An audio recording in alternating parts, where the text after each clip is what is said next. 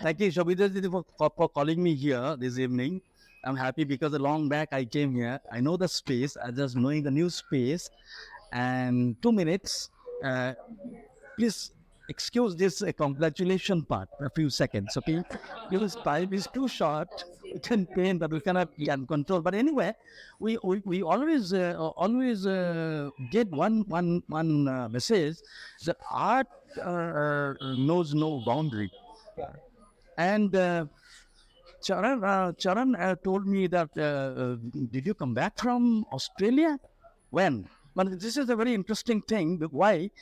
Because the space art का boundary तो नहीं चाहिए आर्ट होता ही नहीं with boundaries but now we are checking now but anything it is cricket it's football it's cinema it's poetry within this many words within this keep within this case and of course in our case whether it is I just work with watercolor a little bit and I use paper for my surface or that is my given space you can just say and canvas or whatever it is but before that I'm just telling one thing about Australia because I was there and I just met a few human beings. I mean the living creature they are human beings but that's very interesting human being because we art we always refer from the cave paintings and from prehistoric period and then if it is Altamira cave or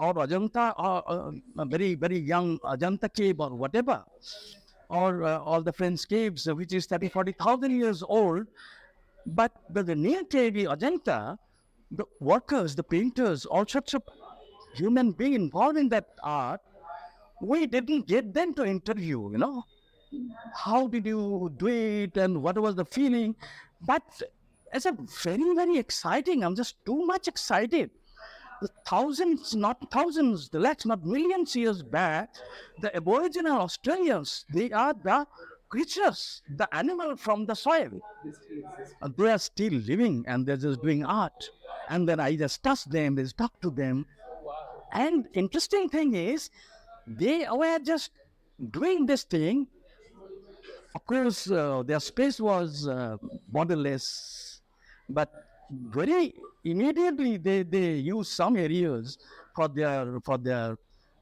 creation it was not creation it's the purpose the need to do actually map making where the water what is people can where is the danger thing what is fire something like that is the signs and symbols of that and now they were just telling but one very interesting thing they told they were using the same palette maybe 2-3 colors and they were using still the dot paintings and still today they're just telling the sky is not ours and this desert is not ours everything belongs to God but now forget about that space now just check even in moon or a Mars the lands are not bare and then everything is with borders and it's in man's custody even on the sky this is not your route even on the sea bed on the water bed if you cross some area it's not marked but you have to show your passport that you're just going to others land others area but even then I do watercolor but my space was and my face and my elements on the space was a problem sorry but a little bit maybe another half a minute Go ahead. so on the space when I was in school on the space the problem was my medium is just is a flowing medium it's a naughty medium it's always mixing and merging and rolling and this thing it's just not a static thing that thing how you will arrest in a given space so that was a very it's a challenging thing or it's a fear scaring thing it should not have any boundaries to work with but we did it and then all the watercolor thing is not everything is just three-dimensional at least apparently looks like that in any brushstroke it looks like a three-dimensional it's having some illusion or something so then that we were just putting still who are doing this landscape things in the watercolor medium, the whole world, still mostly they're just doing the magical parties. They're just with the light and shade, with the lines and the space and colors and also they're just always trying to establish some illusions, some magic. It will be distance or something or perspective, whatever it is. It was there in our school time when I was a child, and now still the same process. This is a bit peculiar to me. I think that in educational institutions they will have some other vocabulary, other kind of language to teach. But why the 50 years, 60 years back when I was there, the question was that then you're just doing some magic on space on a two-dimensional surface, because it's creating three-dimensional magic. But now one thing is changed. People are adapted the capacity. They were just playing on two-dimensional surface, honoring the two-dimensional surface, and all that fatwa, the four boundary line. Why this is four straight line, and you have to consider that you cannot erase. So you have to always follow that, and then you compose. That people experimented in or struggle, and they have come to a point. They are just now playing with two-dimensional treatment on two-dimensional surface. That is the greatest achievement. What about watercolor now? Then watercolor, I'm just telling that now I'm just talking with junior painters, and I'm just telling that you just try to do one thing. Forget about that magic. Don't create the magic of perspective and dimensions and distance. Depth, forget about the depth. Whatever you do, place all the things at least on your motif, all the things at least on the two-dimensional surface, and don't try to give anyone any of your motif behind or front, something like that. Don't place anybody in front of somebody, and don't place anybody back behind somebody. You get equal honor to place your all elements, but every should get the same honor, and this thing is another trick. So now the thing is, if you just have four straight line, then you just place your first element not on the center. That will be a golden rule. So you just do one thing, make friendship or enmity with some line. So you place your this thing with the right line or the left line or the top line or the bottom line. So then the relation is that my element is just related with the right hand side straight line. Maybe it is parallel to that, maybe it is little oblique, maybe it is fully oblique, maybe you just join left to right line. But whatever it is, in short, you second, that means that your one line is actually fifth line. You have to consider the fourth straight line. You cannot deny. Then your first line will be the fifth line actually. Then the second line will be the sixth line, that way. Then every time you put something, you just compromise, make relationship with fifth line, 50th line, 500 line, whatever it is. So everything should be related with all other elements, and then make the mood, whether it is contrast or harmonious or whatever it is. But you have to consider all those things and do your composition at the end. Don't allow your viewer, but that way, that power we are just trying to acquire. Don't allow your viewer to go beyond the boundaries. So engage them with elements inside the boundaries, and at the same time, no, they will engage and with the concentration, they will actually forget the boundaries. And the Ananta will come again, the boundaryless. That is our win. Thank you.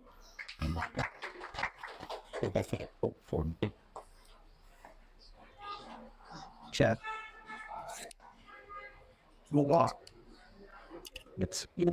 Thank you so much, sir. Next, I would like to call upon Niyati Shinde ji. Please. Well, what I was meeting in home, yeah, up there. Maybe you can do charges. Just I could, you know, so maybe a clean. Thank you, Savita.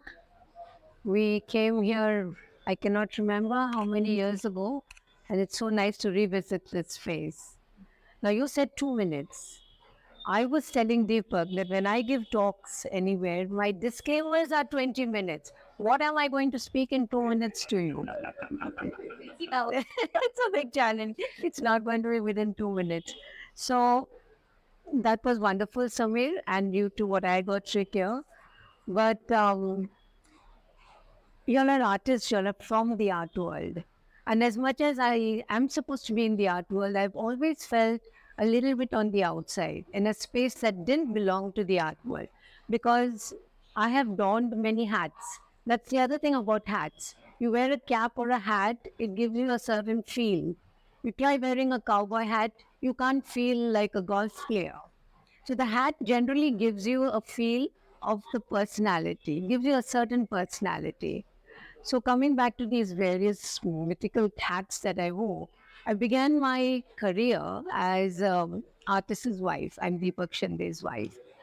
And I learned about art, and Deepak's friends were all the senior painters. We had people like Ram Kumar and Tayyab and all coming home, chatting with them. My actual foundation began listening to them and that fascination with them. From there, I got into the Birla Academy. I mean, most of you must have known I was running the Birla Academy for 12 years. So that put me in a gallerist space where even though I was the wife of an artist, you have your limitations. Then I began writing for the Times. So I was the art reviewer, art critic. The next thing I knew was happening was that I got these fellowships that took me to the space of photography. So my trajectory went from all over the place, from art to photography. And then, of course, in between all this, I've been a collector. So the spaces I have been, I think I've been blessed. As much as I said I don't really belong into the art world, when I hear them talk, like I found that fascinating, the lines of the square that you talked about. I mean, how do you define space within the canvas? I see Deepak working, and then you always wonder everything going out, and suddenly it's all contained. When the painting comes together, it's all there. It's all within that square. So I always feel the outsider when I look over the shoulder of an artist. Thank you for calling me. Thank you, Savita.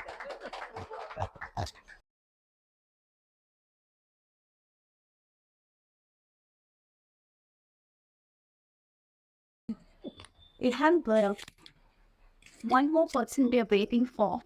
She's on the way, so not me. But no, no, last. What have I said? Yeah. Sorry. Anybody else would like to add? Please come. Actually, Samir's talk inspired me to say a few words. All the youngsters, probably nobody has ever heard about the Nazca lines. Nazca lines is the greatest art on this planet. Why greatest art? Because nobody knows who could do it. Who can even we cannot imagine that there are the drawings on the earth which is engraved. One form is at least 300 meters long, and that. So you even to see those forms, one has to see from the helicopter. And then I've been trying to go to Peru. This is in Peru, south of Peru, and to see those drawings, and very interesting drawings. Now, two-dimensional he was talking about. So they have done the two-dimensional drawings on the earth.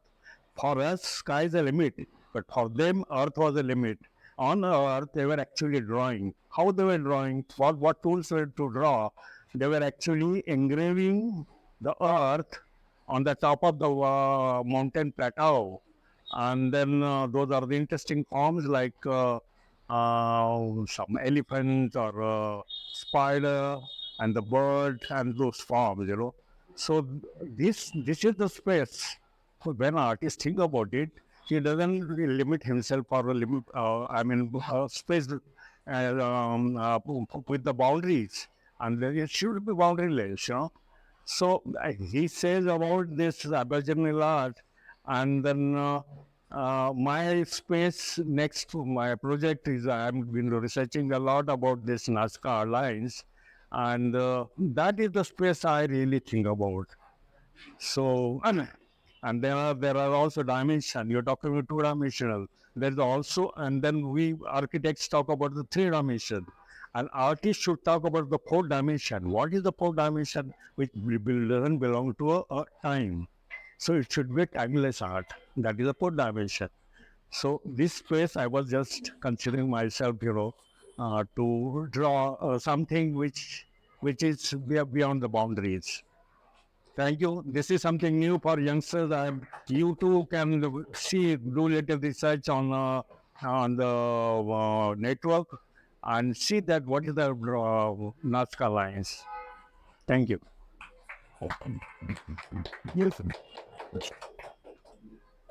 Thank you so much, sir. Next, I would like to call upon Shivani ji. Yes, ma'am.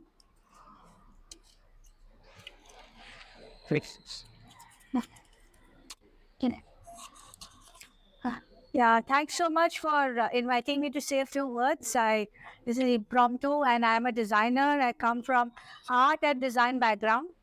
I just want to talk a little bit about how an artist and a designer is a little bit different from each other, because an artist talks from within their heart, from within their soul, from whatever they want to talk about in terms of their experiences and life, and what they bring out, what they want to say to the world. Whereas designers actually approach art in a slightly different way. We look at the outside in, we think of what is it that someone else wants to communicate, and we think about what can this art tell this story about. So we are all the time creating stories of our artworks and art installations in our spaces. It's not about me, it's about my my customer, what they want. And it's a question, right? I mean, I may be throwing up a weird question there that, art installation, design, how does all of this really fit in? I don't know. But I can't help it. I'm a designer. I come from that approach. I am unable to work in any other way, because my whole training and my whole outlook has been to create art or to create anything for someone else. So, I have the greatest admiration for artists, because when they create something truly from the soul, I mean, it just looks so authentic and so different from what I would create. And I sometimes feel jealous. And I sometimes feel that, what I'm doing is necessary. So I'm just throwing open a question or, a different viewpoint altogether for all of you to just, think about. Thank you. Sure. Mike. Yeah. We'll speak. Thank you so much, ma'am, for sharing your thoughts. We have one more speaker with us. We just have to wait for a while. Just a second. So they'll be also sharing their views here. I'm not talking about it. Didn't stop. What's it? Phone. You can look it up because It's fine. Everybody changes me. Oh, it's the last. It's good. I'm speaking of. Come on. I think you can get it. Smith's singing created for this. Wait a minute. You need to be the first. But us. You should. What should think it better? Get. I'm not very should I? Somebody? You don't have question. Up in the what you need. Yeah. She. Her. Basically, please. So I would like to invite Shilpa Valvalide, please. Thanks.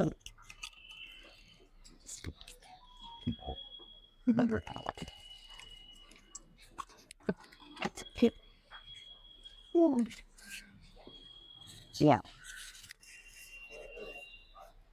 Hi, everyone. Right. So, not really prepared to talk, but so Sameer and I run studio at Foxes, and we are architects and interior designers. And I guess when we studied architecture 25 years ago, you there was this whole definition. You're learning from books and you're reading, all the greats, the books, and you learn so much about place and space making. And having been in practice, I mean, we were working internationally on a much different scale. And when we came back to Bombay, we're now doing, scales from even, say, maybe 600 square feet to uh, 50,000 square feet. And we're also doing interiors. And I think when you think about space in all these different changing scales, it changes meaning, it changes perception from what you may have studied, and what books tell you. And I think now for me, it's all about emotion. It's all about something that when you enter, whether it's a large building, it's a small, just this room itself, it's what emotion it really evokes. Is it touching your tangibles? Is it touching your intangibles? Sometimes I think when you enter a space, you feel cold, like the space feels cold. For some other people, the same space might actually give you a warmth. And it might be a different reason because of your connect or your memory with that kind of space. So I think you're always relating a space or a place with what you are also going through in that time and moment. So, and that's what a space should do actually, or a place should do. As a designer, I should probably be able to design something for A, B, C, which could create a different emotion today, but maybe by evening that could be a different emotion, and tomorrow and day after it's actually a different emotion. And I think that's what happens to us when we travel the world and we are, say, been to we've been to famous war memorials, and we've been to also museums, or we've been to a lot of the public spaces, and you might be having a lot of fun outside and doing so many other things. So the moment you enter that kind of a building, it just changes your entire mood. You're just in a different zone. I was watching something on Holocaust this week, and it just brought my entire memory of Germany and the kind of feeling that was, evoked when you enter those kind of places. And some of it is history, some of it is how it's been told to you in terms of the audio, the visual. So it's not just, I wouldn't have felt the same if I hadn't heard an audio of that same thing, and that emotion wouldn't have come to me because it wouldn't have been the memory of what had happened. So I don't know if I'm making sense, but I think, it's a lot of these things that play together, be it your visual, it's your auditory, it's your the mood that you are yourself in, which, what you are feeling at that moment. And I think all of this is what space is really all about. I mean, and although space is really, in science, it probably, is vacuum, it may mean nothing. But the moment we add layers to it, it is what makes it a place, or, something that we are kind of trying to evoke. That's it.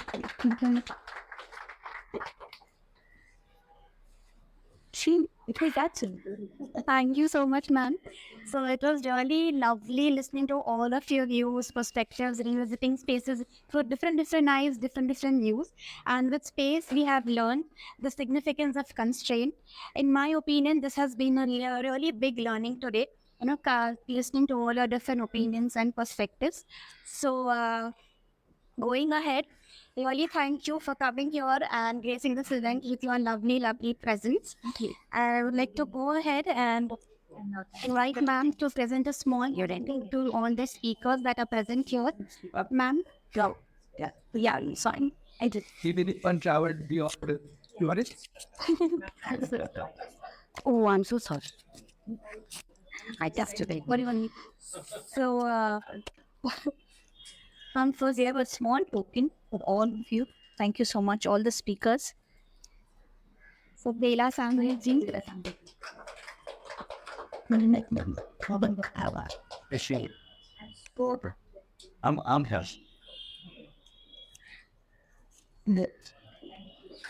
you.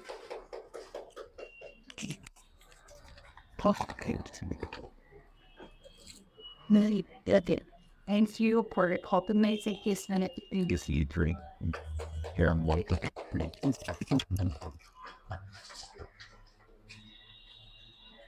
Bye.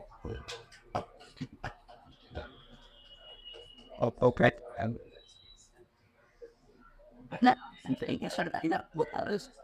Advice. That's and what and positive side and negative. would love. Negative.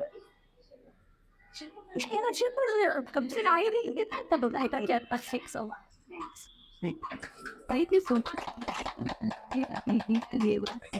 It's been such a big pleasure, and especially having this little way over very often it means now it had wrap up before some light refreshment if you're waiting a long time.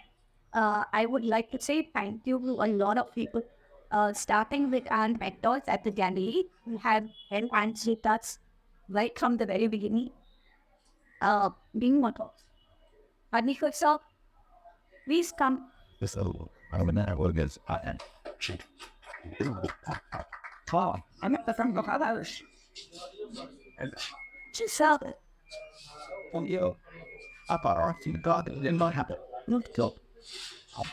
From the border roots. And such it is. What I need. I need a beat to I don't want to get over. Such a situation up, and you got very simply. All these years, the matter at the end, along with the scientific action has not made it. I think technically not yes. Okay, by the week's not there. So, he's getting it.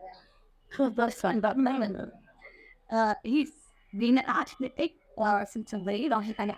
He likes some culture, art, and there is an outlaw. It is on. He can be put done a lot of interviews with a lot of converted healthcare piece and of opinion. Then we sent various opinions to for then no for sake of the I and did it and appeared in each done a lot of the one-on-one opinions with more. But on board they got ready, so it was a very fast. Keep it. Very not there, but and Heidi so much so. We also time at the site members hearing us the space and then has a ship one medicine moved off for the public line. We also have already close using with the person who's still done the setup the bit. And it will lead to particularly stocks on a periodic basis or maybe design discussion and just small book launch or whatever we plan to do further with litigation abuse.